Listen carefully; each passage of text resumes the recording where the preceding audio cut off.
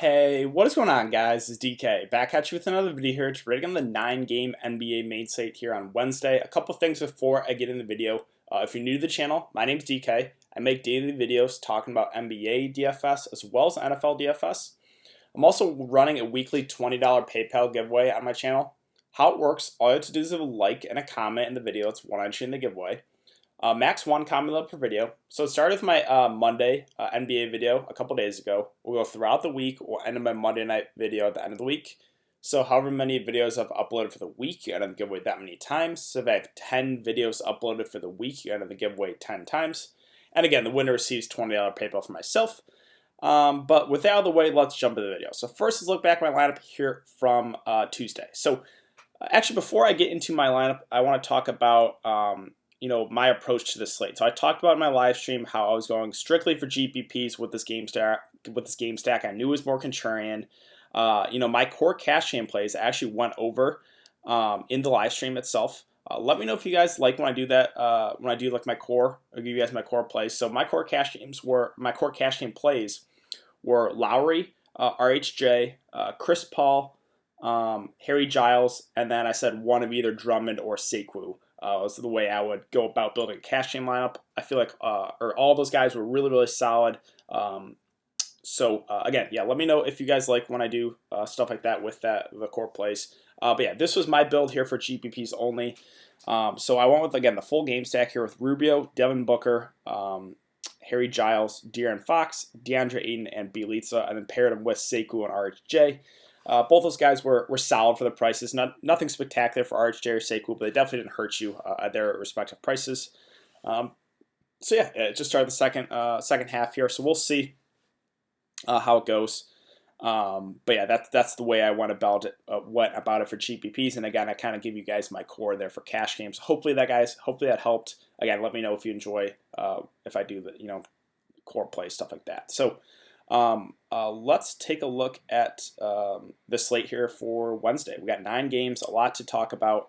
There is a lot of injuries. I was just scrolling through, doing my research, and there's just so many injuries for this 9-game slate. But let's jump into it. We can look at some numbers for the games that are out right now. We only have 3 of the 9 out right now. So we have Raptors Hornets sitting at 209. With the Raptors are at 3.5 points. We have the Rockets and the Hawks sitting at 235.5 with Houston favored by 8. And then we have Knicks Jazz sitting at 218.5 with the Jazz favored by 11 points. So again, a lot to talk about. Let's just jump into it. We'll start at center today, and Jokic at 9.2. So you know how I was talking about how he goes in these stretches. He had like a stretch of like 3 or 4 straight bad games. Well, there was the breakout game, right, against the Hawks. It was a great spot. 72 fantasy points. Maybe this is the stretch of he puts the string together of really good games. I don't know. That's kind of how he's been this season. He's gone cold streaks and then hot streaks. So maybe this is the start of something. Going up against Dallas here, no Porzingis. I'm not really scared about Maxi Kleber or Dwight Powell defense. And at 9.2K, I don't really know what to say about Jokic, right? He's so up and down this season that I just think he's still more of a GPP play. Like, I don't think I can trust him in cash games. But you got to like his upside, right? He just put up 70 fantasy points that game against Atlanta. So strictly a GPP play for me. Vucevic at 9K, even at an elevated price point, I do like this play a decent amount. Again, one of the best possible spots. I've been talking about it for a while now with Washington's front court. They're super, super thin. So even at this price at 9K, I still think Vucevic stands out as a really, really good play.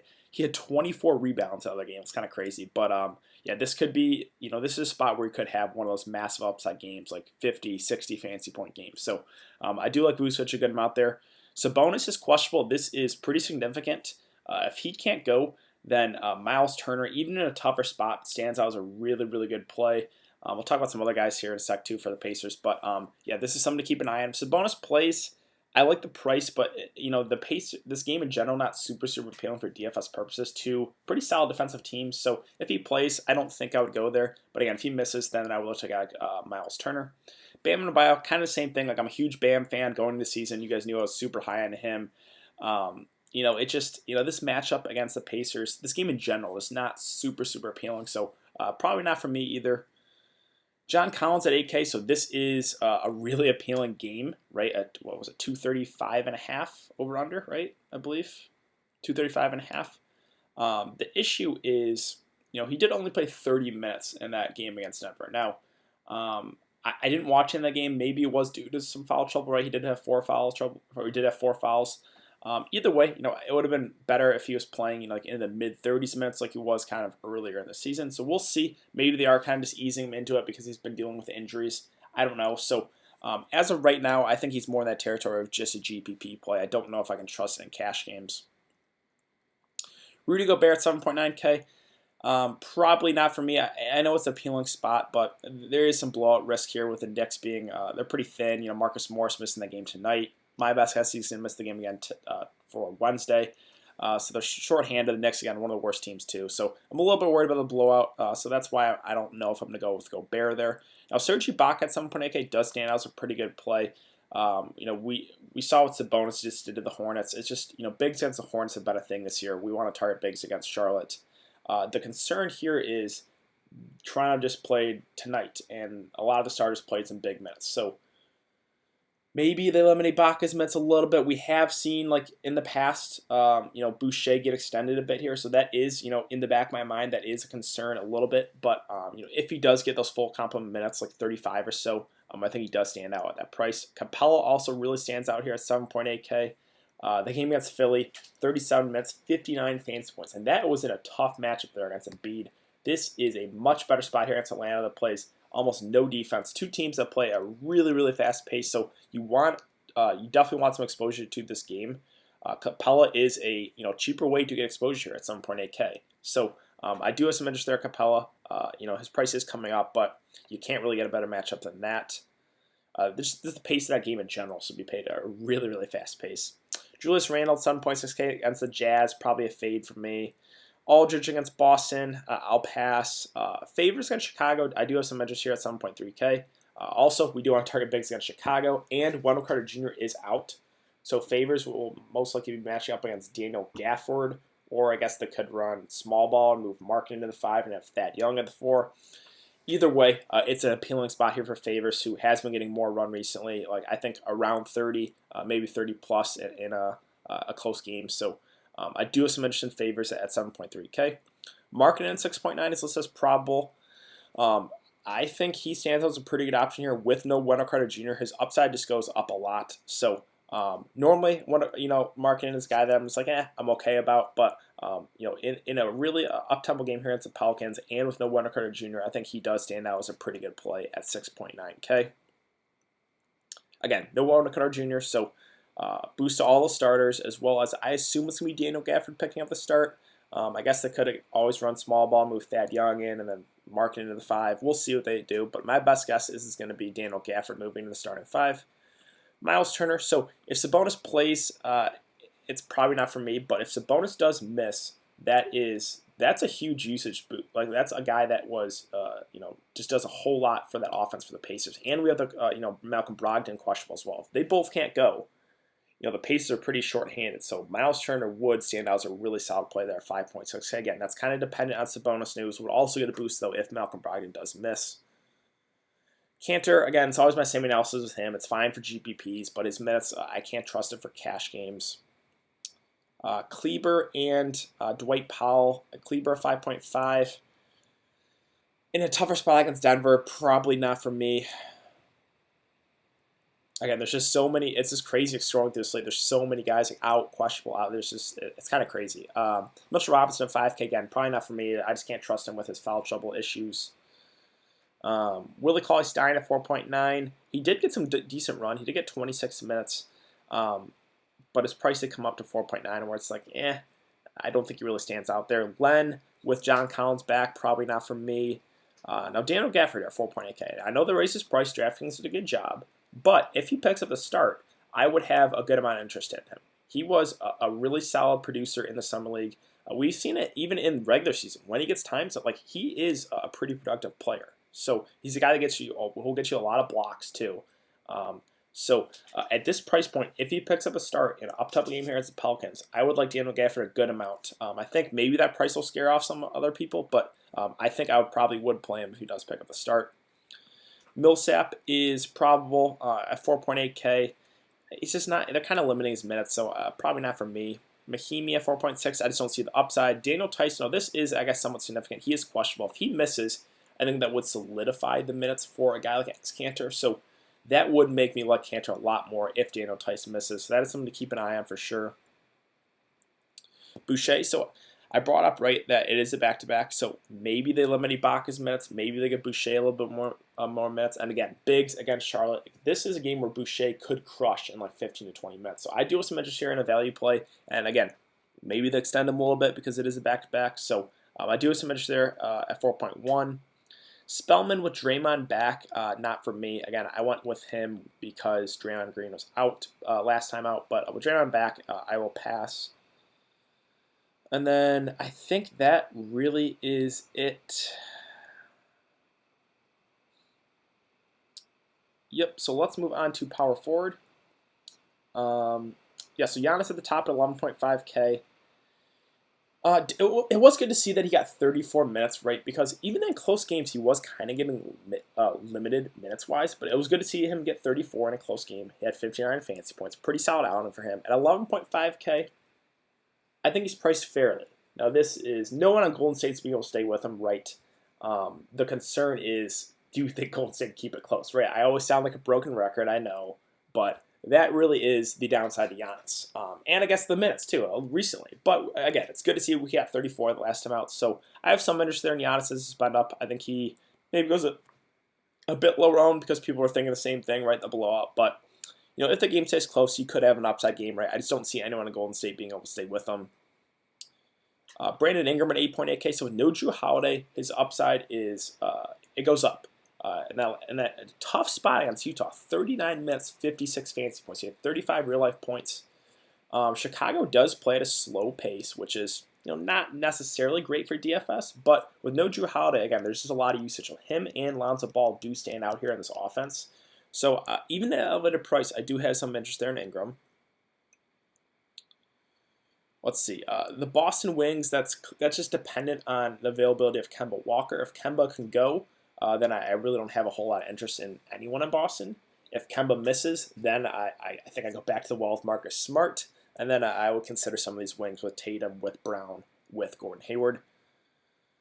Let's see. TJ Warren. So I'm not a huge TJ Warren guy, but this is interesting here. He's played 38, 35, and 34 minutes. He is kind of scoring dependent, but has got a few peripheral stats here and there. If Sabonis is out and if Malcolm Brogdon is out, I think I actually would consider TJ Warren because the Pacers, they just don't have a whole lot of other options to score the ball. So that is when I would consider TJ Warren. If one or both those guys are in with Sabonis and Brogdon, I probably look elsewhere. Bojan Bogdanovic, just thought I'd bring this up. Look at that stat line last game against the Falcons. 35 points, 0 assists, 0, nothing else. Just 35 points. That is the most absurd stat line I've ever seen. And that is the reason why I don't like playing this guy, is because he is so scoring dependent. But that is just an absurd stat line. 35 points, nothing else. Yeah, if you're a guy that likes riding hot streaks or is fine as a scoring dependent guy, that's okay. But it's not for me on this slate. I just thought I want to bring that up. Marcus Morris is out for the game tonight. That has not even started yet, or is it just about to start now? It's 9:30, I guess, so it is, tipping off. It's something to keep an eye on. If he plays, I guess the Knicks do have a better shot at keeping it close. But either way, this game in general, at least on the Knicks side, not super appealing. Aaron Gordon at 6.2K. So I do have interest here at this price. 31, 34, and 33 minutes in 3 straight games. One of the better spots here against Washington. So him and Vucevic, I do have interest in. Again, we want to target players against Washington. They've been literally the worst defense this year. So yeah, Aaron Gordon and Nikola Vucevic. I do like a decent amount here on the Magic. Let's see. OG Anunoby at 5.5. So it was kind of concerning. They didn't run. They kind of ran a deeper rotation than I thought the Raptors did. Let me just bring up the minutes for that game tonight. So Ibaka played 32, RHJ played 25, OG played 30, Kyle Lowry played 38. We kind of expected that, and McCall played 36. Boucher got 16 off the bench. Brissett got 23. Stanley Johnson got 17. Davis got 8. And Thomas got 15. So they actually ran a 10-man rotation, which is kind of odd for Toronto. Normally they run a pretty tight rotation. At 5.5K, it's okay, but probably not going to be the way that I go. Thad Young, so if they do insert him in the starting lineup and move Markin into the 5, I would have interest. Either way, I think his minutes are going to go up. He's played 27 and 28 in back-to-back games. I think we get around that again. And this is, again, a really good spot here against the Falcons. So I do have some interest in Thad Young, even at elevated price of 5.4K. I would have a little bit more interest if he starts. But yeah, him and Daniel Gafford, I think, are very, very viable here as cheaper options. They're not like super, super value plays, but I think they are definitely playable. Let's see. You know how I feel about the Atlanta secondary pieces with DeAndre Hunter, right? He had 1 fancy point 2 games ago, then at 27 the last time. I just can't trust it. And at 5K, you should not take a shot there, in my opinion. RHJ at 4.9, again, he kind of got limited minutes-wise. I expected a little bit more for him and OG and Newbie, but they surprisingly ran a 10-man rotation. So I'm fine with it at 4.9. I don't think he kills you. I expect, I guess, 25, because that's what we've been seeing from him recently. So, yeah, I think he's a fine value play. Derek Jones Jr., so I was about him last time out with no Jimmy Butler. He had 36 minutes, 36 fancy points. So Jimmy Butler most likely back. Probably not for me. Let's see. Daniel House at 4.5K. If you want cheap exposure to a high over-under game, I guess it's okay. But just playing alongside Harden and Westbrook, it really caps his upside. Let's see. Yeah, Pascal. So I looked at him when Draymond is out. With Draymond being back, not for me. PJ Tucker, another one of those. If you want cheap exposure and a guy who's going to play big minutes, you can get it. But look at that last game: 37 minutes, 5 rebounds, and 1 block. That's it. So that can happen with PJ Tucker. You got to hope he knocks down a couple of those corner threes. At 4K, again, it is a really, really high over-under game, so I don't hate it. I think he's still pretty low owned. So I'm fine with this. This slate does kind of lack some value plays, so I'm fine if you want to go PJ Tucker because of the pace of that game and the over-under, right, 235.5. So Michael Porter Jr. Again, he didn't burn me. Mike Malone burned me 2 nights ago, or that game against Washington, I believe it was on Saturday, when he said 25 minutes for Michael Porter Jr. into the future, and he plays for 12 minutes. But we have the stats of Will Barton. He is out for personal reasons. So we'll see who ends up picking the start for Denver. Whoever does, I'd probably have the most confidence in DFS-wise. I'm going to guess it's going to be Michael Porter Jr. If that's the case, I think he would stand out as one of the better value plays. But just be warned. It's a Mike Malone. He's a hothead. They have a lot of other guys they can use. So just be warned, I guess he's not a lock for minutes even if he starts, but I think I would have the most confidence with him being a value play if he does pick the start there. Let's see. I think that really sums it up, though, for power forward. So let's move on to small forward. Doncic at the top at 12.3. You really can't go wrong here. I know it's a bad matchup against Denver, but he's just playing the big minutes with no Kristaps. His upside is just enormous. We've seen the last couple games, 77 and 74 fancy points. He's had almost 40-point triple-doubles in back-to-back games.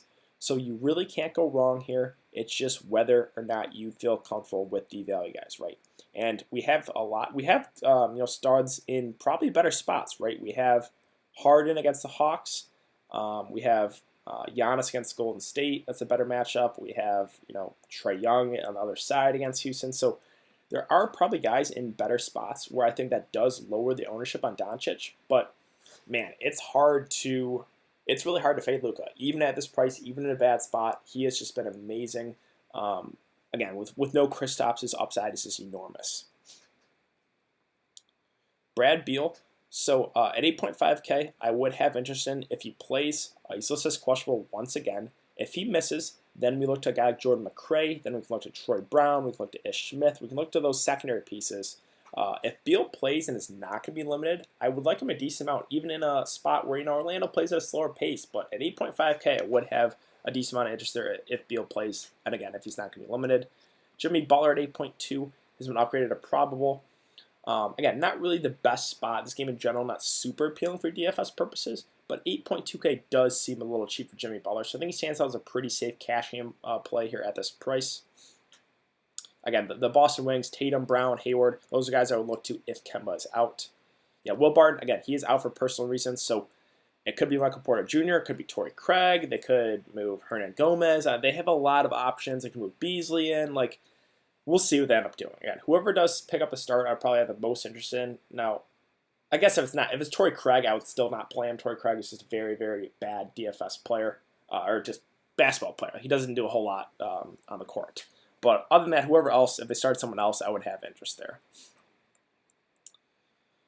Let's see. Other options, DeRozan. I mean, I like the price, but it's just a really bad spot here against Boston. I'm fine with it. Like, I think he's an okay cash-in option, even a bad spot. Like, just 6.8K is a little bit too cheap for DeRozan. Stan Ransky at 6.4. Again, with no Wendell Carter Jr., there is usage to go on this offense. He's been a little bit up and down. All right, 23, 18, 28, and 41 fantasy points. But, at least we know the upside's there. So I don't think he's a cash-in play, but I think he is in play for GPPs. Joe Ingles, so I was all about him that last game against the Falcons. He surprisingly got somewhat limited minutes, only 28 after seeing like around 35 or so. So that is a little worrisome. But he would probably be still my favorite player in the Jazz here at 6.2K, just because again he is the guy that gets those peripheral stats. When he knocks down those threes, he kind of have a big upside game. Let's see, Lamb. So I mean, we could look to these secondary Pacers pieces if both Sabonis and Malcolm Brogdon are out. Let's see other options. Troy Brown. So again, him, McRae, Ish Smith. These are guys I would look to if Beal is out. 5.4K does stand out as a pretty solid price there for Troy Brown, so I would like him a good amount there if Brad Beal can't go. Winslow, I believe. I guess there's a chance he could play. Now, this is obviously something to keep an eye on. If he's going to play and not be limited, I actually wouldn't mind it, but I assume even if he is able to go, they're going to limit his minutes. So, for now, unless we hear otherwise, I can't go with Winslow. JJ Reddick at 5.1. I liked it when he was in the 3K range. Now he's up to 5.1, where I'm probably going to pass there.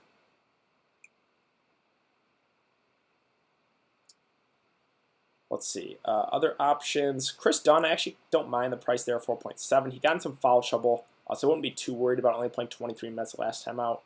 I think normally he gets about 30, and again, this game should be played at a faster pace. The slate kind of lacks the value play, so I'm fine with Chris Dunn there. Eric Gordon at 4.4.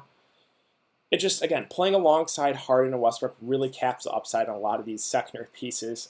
He is a guy that, can get hot from the three-point range, so I'm fine with it for GPPs. Hardaway Jr. at 4.4. His first game back only played 22 minutes.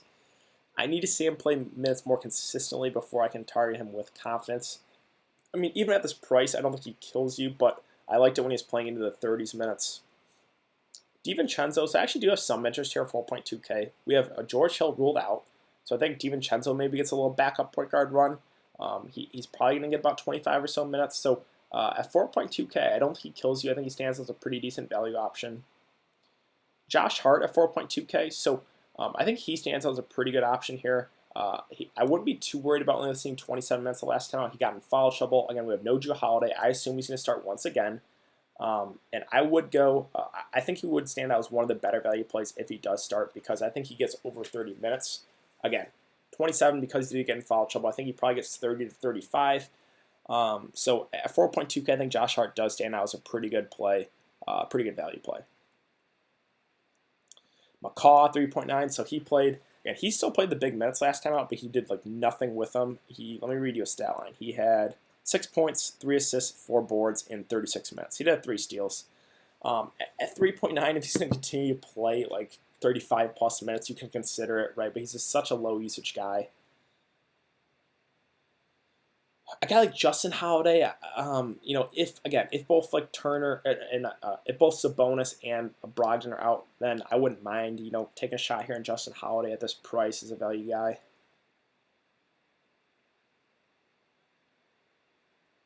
But that's really it. So let's move on to shooting guard.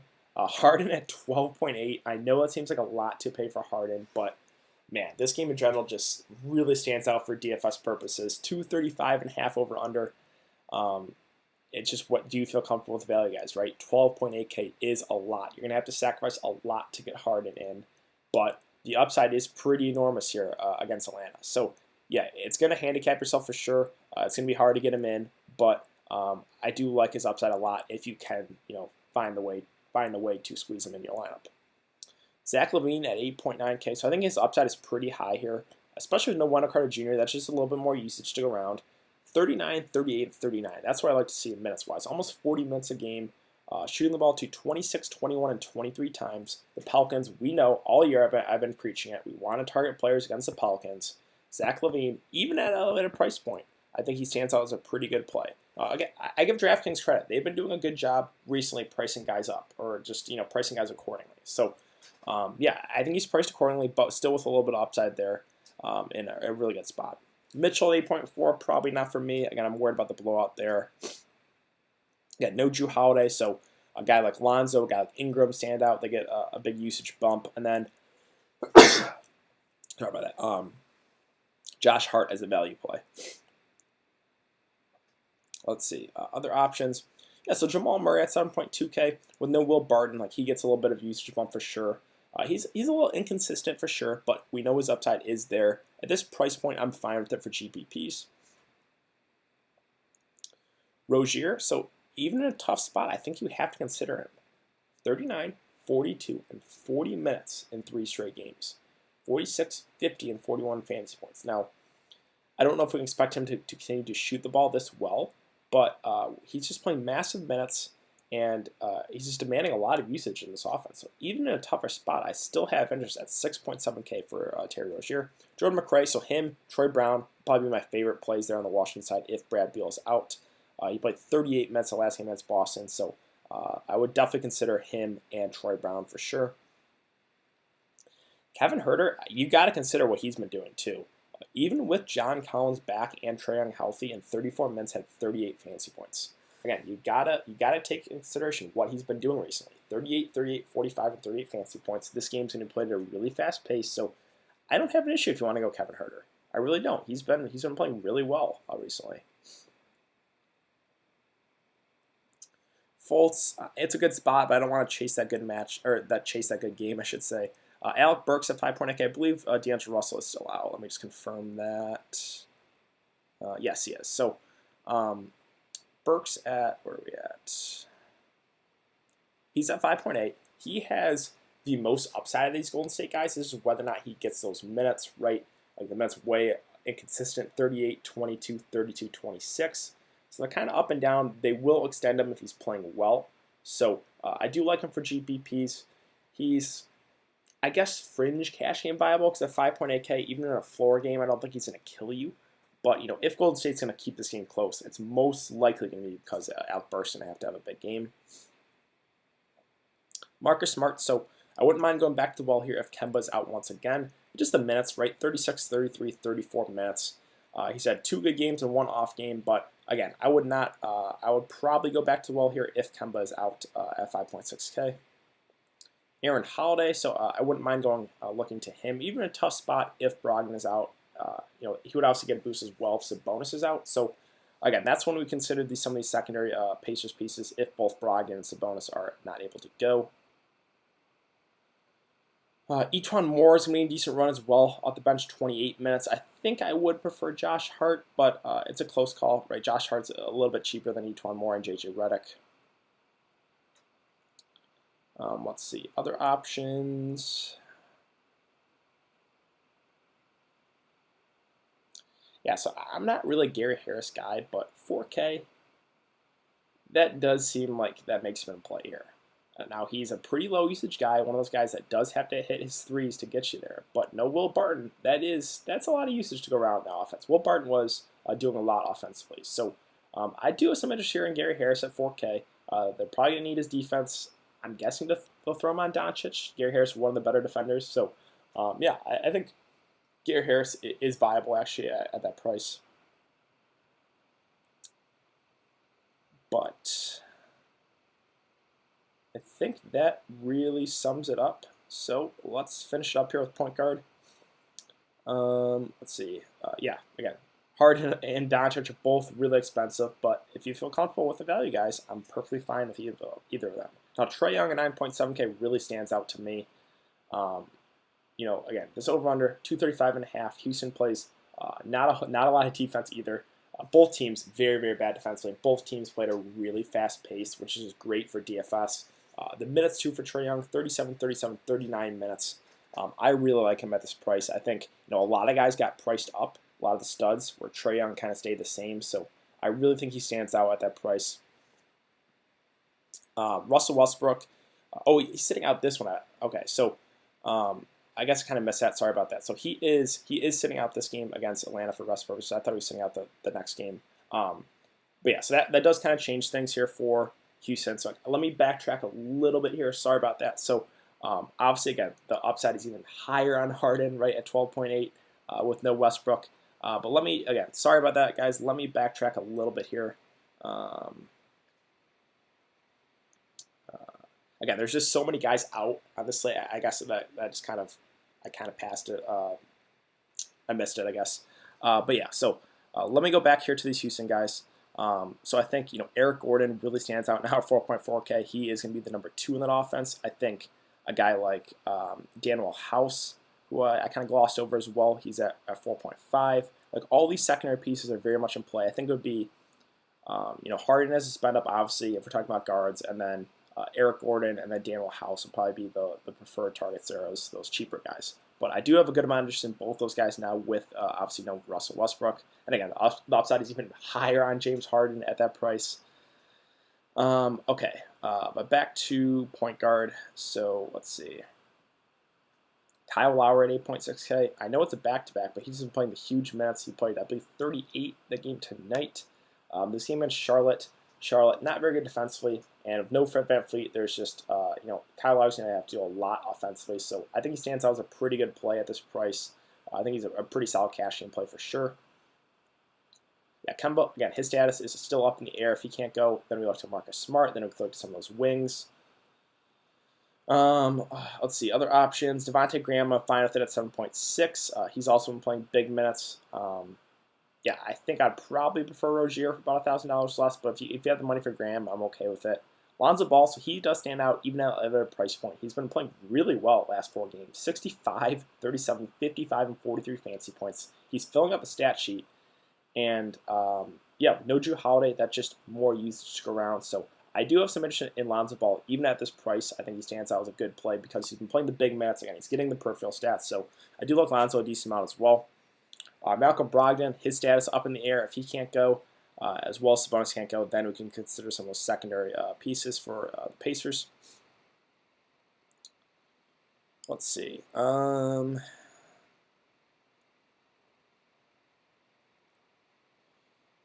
Ish Smith, so I wouldn't mind going there if Brad Beal is out. I think I'd prefer Troy Brown. I think I'd prefer Jordan McRae to Ish, but he would probably be number 3 if I was going to play another Wizard.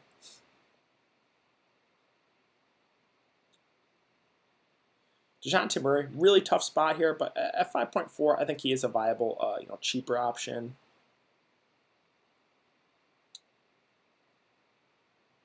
But let's see, Austin Rivers is another guy that maybe gets a little bit more extra run, but I think it's really obviously Harden and Capella as spend ups, and then I think it's probably Eric Gordon next for me, and then Daniel House. But you guys, I would consider. I think going to Austin Rivers is a little bit too cute.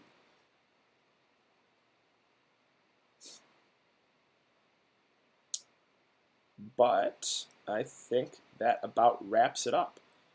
So, yeah, this slate is definitely interesting. There's a lot of injuries. Again, just scrolling through everything, there's so many guys out. As far as studs, right, there's a lot of studs here. Harden, Doncic, Giannis, Trae Young, Jokic. There's a lot of studs on the slate. I think, if you can fit the value, or if you feel comfortable with the value plays, obviously Harden has huge upside. I really like Trae Young at that price. Doncic, we've been, look what he's been doing without Kristaps. His upside is enormous. And then Giannis, no one on Golden State's going to be able to stay with him. So there's a lot of different ways you can go as far as stars. I talked about a decent amount of value plays. There's not a whole lot. But, yeah, that's why I think that makes this slate a pretty interesting one. So I think that's going to do it for today's video, guys. If you have been enjoying the content, would really appreciate if you like this video and subscribe. Again, if you want to get entered in the giveaway, all you just leave a like and a comment in the video. I will be live streaming before lock on my YouTube channel, probably 45 minutes, so be sure to check out the live stream. It's also important to follow me on Twitter. That will be in the description below. I'll give my thoughts as we get news throughout the rest of the day into tomorrow. But thanks again for having to come and check the video, guys, and I will see you tomorrow in the live stream.